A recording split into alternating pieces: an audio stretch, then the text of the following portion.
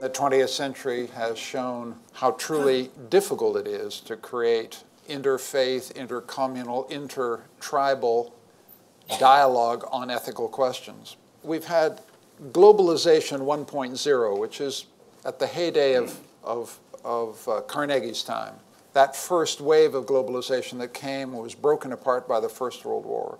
We're now in what could be called globalization 3.0, the sense that we're all roped into deep interdependence economically around the world. What's that done to our heads? What's that done to our moral attitudes? What's that done to our sense of human solidarity? If we are yoked together economically, are we becoming yoked together morally? If there's economic globalization, is there such a thing as moral globalization? There is a common lingua franca among an educated middle class around the world. You can go to Rio, you have the same conversations you have in London. Very quickly, it became apparent that if we wanted to test a more difficult proposition, which is how deeply moral globalization goes, we had to get out of the seminar room. We had to get away from the university settings, and we had to get into worlds that are at the sharp end of globalization. We had to get to the tin shacks on the outskirts of Pretoria, South Africa, talking to people who had absolutely nothing, and ask them the question, is there such a thing as moral globalization? Do you feel a human solidarity with people beyond your circle? It was easy with the educated middle class to get, in a sense, a positive answer. Yes, moral globalization has accompanied economic globalization. We think alike, we share common moral views. But the tougher question is what happens to those who've been essentially excluded from the promise of globalization. If you stand back at 30,000 feet and look at what's happened to our world since 1945, one extraordinary thing has happened that we tend to forget, which is we've become a post-emperial world. In 1945, middle-class men would get up and go to Oxford or Cambridge or wherever, and somewhere in their moral apparatus would be the assumption that they had the duty or responsibility to rule others. They had an empire. If you shift forward to 2017, we're in a post-imperial world. No group of human beings assumes or arrogates to themselves the right to rule others by virtue of their race, their color, their creed, or their national origins. This is a kind of obvious thing, but it's absolutely epical in how human beings connect to each other. Because no person who looks like me now thinks I'm born to rule, or destined to rule, or has a burdensome responsibility to rule others and raise them up to the level of civilization. We're also in a post-imperial world in the sense that self-determination is a universal global norm, that the self-determination of peoples and nations. Sometimes that self-determination principle is explosive and damaging and dangerous, and we're seeing possibly it's working out in Catalonia right now as we speak.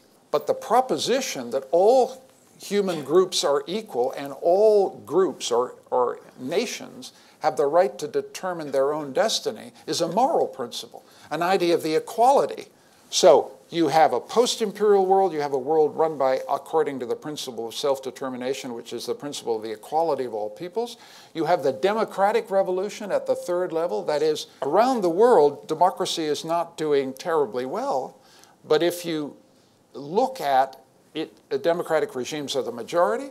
And if you look at other regimes that are not democratic, even China, even Russia, the sovereignty of the people is still the normative principle upon which politics is justified, even when it's justified by a single-party regime. The people are sovereign everywhere.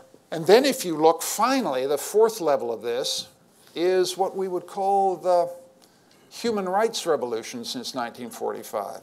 In the 1950s, a person in this room who is gay or an alternative sexuality kept quiet about it.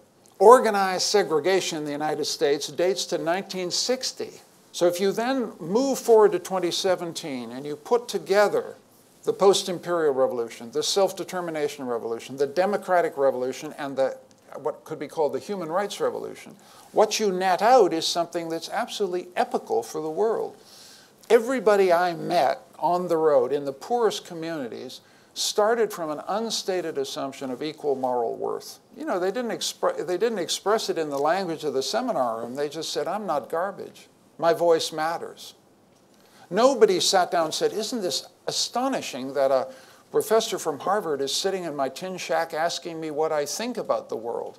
They took it for granted that what they had to say to me mattered. It mattered to them, and it mattered that I heard.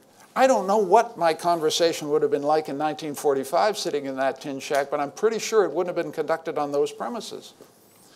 I am not saying that the world is more equal.